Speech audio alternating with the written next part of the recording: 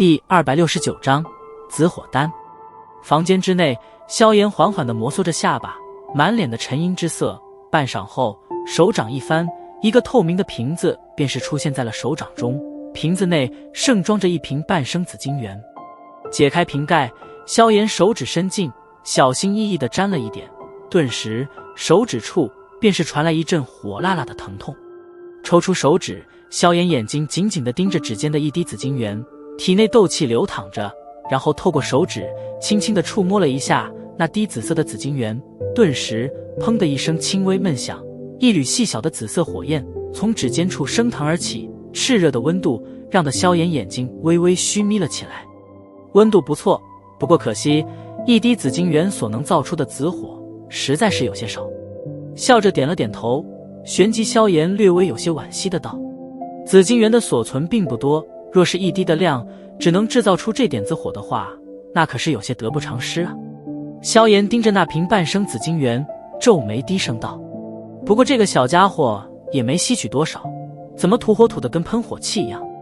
缓缓偏过头，萧炎望着那吐得不亦乐乎的吞天蟒，疑惑的道，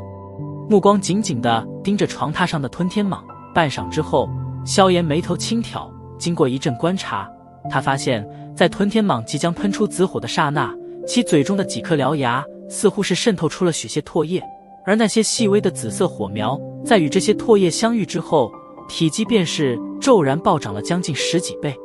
是因为唾液的缘故吗？嘴中低声喃喃道。萧炎微微一笑，手掌翻转间，一个空瓶子出现在了掌心中，旋即笑眯眯地对着吞天蟒缓缓走去。经过一番让得人满头大汗的折腾，萧炎终于是在吞天蟒那幽怨的目光中，从其獠牙下刮了小半瓶淡青色的唾液出来，放在鼻下轻嗅了嗅那股竟然略微有些淡淡香味的唾液。萧炎面色古怪地摇了摇头，瞟了一眼床榻上的吞天蟒，心中嘀咕道：这小家伙难道也是个母的？轻轻地把玩着手中的2个小瓶子，萧炎沉吟了片刻，忽然手掌一招，从那戒中将暗红色的鼎炉取了出来，然后放在桌面上，屈指轻弹，几缕青色火焰飙射而出，顿时药鼎之内便是升腾起了炽热的火焰。瞧得药鼎内翻腾的火焰，萧炎将手指轻摸着那戒，又是从中取出了几株通体火红，一看就知是蕴含着火系能量的植物，手掌一挥，将它们丢入药鼎之中，然后控制着青色火焰，经过反复提炼，将之化为了一团红色的粉末。待得红色粉末出现之后，萧炎用2根空心针管分别吸取了一滴紫金元以及吞天蟒的唾液，然后将之投射进入药鼎内。望着药鼎内升腾的火焰，萧炎微微一笑，食指灵活地跳动着，而那些青色火焰也是随着其心念闪动间不断的增温与降温。虽然这种快速变化火焰温度极其考验炼药师的控火能力，不过经过服用地火莲子后，此时的萧炎明显已经具备操纵这种繁琐步骤的功力。药鼎之内，青色火焰妖娆而舞，半晌之后，炽热的温度逐渐退去，汹涌的火焰也是缓缓消退，最后窜过通火口，化为一缕细小的火焰，钻进了萧炎手指之间。虽然炼药时消耗了许多，不过能回收一点也是一点。望着那缕窜进体内的青色火焰，萧炎笑了笑，屈指轻弹，一缕劲风将鼎炉盖子击落了下来，手掌一招，3枚红色丹丸便是飞射而出，稳稳地落进了萧炎掌心中。把玩着手中这3枚丹丸，萧炎嘴角忍不住地浮现一抹笑意。这种丹丸根本不能被称为是丹药，因为它们根本不具备任何丹药的特性，这东西只要谁吞进了肚内，不仅没有丝毫好处，反而说不得会把自己搞得颇为凄惨。手指捻着1枚红色丹丸，萧炎将之含进嘴中，微微嚼动，待得感受到那在嘴中飞速化开的炽热能量时，体内斗气迅速汹涌而上，然后与那股炽热能量碰撞在了一起。在碰撞的刹那，萧炎嘴巴微张，一团炽热的紫色火焰猛地被喷了出来，然后稳稳地落在了那被斗气包裹的手掌之上，熊熊燃烧，颇具威力。嘴巴轻吐出了一口炽热的气息，萧炎低头望着那升腾在手掌上的紫色火焰，这次的紫火含量倒是达到了与青莲地心火相融的量。当下萧炎轻松了一口气，一滴紫金元，一滴吞天蟒唾液，一些火属性药材，这几样东西能够取得这般效果，已经是颇让他满意了。就叫这东西为紫火丹吧。抛了抛手中的2枚红色丹药，萧炎咧嘴笑了笑。现在的他非常想试试用青莲地心火与紫火相融所制造出来的佛怒火莲究竟能有多大的威力。似乎是需要一个肉靶子。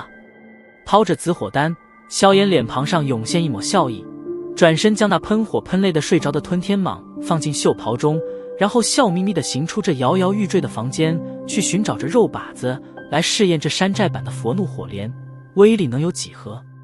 墨铁佣兵团的训练场上，此时正是团内每天集训的10日，因此训练场上众多团员簇拥其中，顶着炎日，大汗淋漓的彼此较量着身手。在广场的一处阴凉处，萧鼎一行人正站于其上，目光偶尔扫过场内，微微点着头。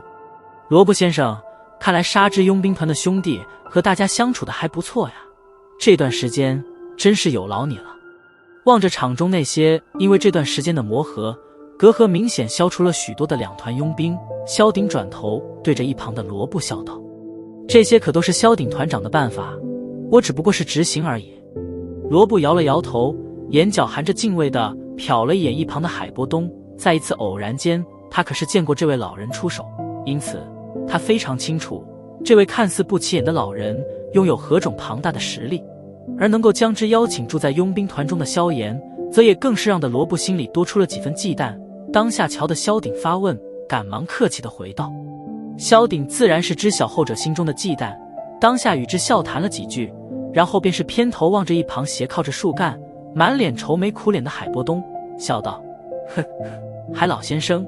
石墨城的药铺没有你所需要的药材吗？放心吧，我已经派人去附近的城市帮你搜索了，若是有消息，应该很快就能回报的。还是你小子有心啊，萧炎那家伙自从把这些药材告诉我后，便是缩在那院中再也不出来了。闻言，海波东脸庞上这才露出许些笑意，对着萧鼎道：背后说人坏话貌似不太好哦。淡淡的笑声忽然从众人身后传来，熟悉的声音让得几人赶忙回头，望着那笑盈盈的行过来的萧炎。你的伤好了？望着那气势比以前明显更为精神的萧炎，海波东苍老的脸庞上闪过一抹诧异，愕然的道：萧炎笑着点了点头。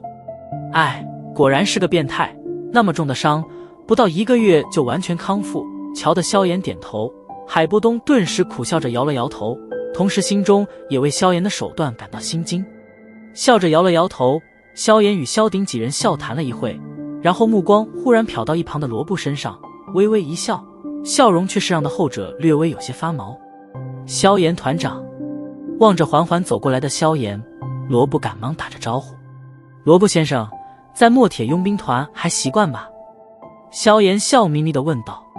瞧着萧炎的笑容，罗布赶紧点着头。如今墨家大长老死亡的消息几乎已经传遍了整个加玛帝国东部省份，虽然别的人或许不太清楚是何人所下手，可罗布心中却是清楚，那下手之人绝对便是面前这人畜无害的少年。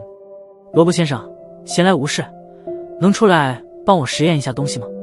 萧炎笑道，旋即不等罗布点头，便是抬脚对着阴凉之外行去。虽然如今实力变回了斗师级别，不过萧炎清楚，对待罗布这种人，你态度若是忽然和善起来了，他恐怕才会心中暗有怀疑。听得萧炎的话，罗布一愣，旋即苦笑着点了点头，抬脚跟了上去。一旁的萧鼎、萧厉几人瞧得这怪异的举动，都不由得对视了一眼，然后也是好奇地跟了上去。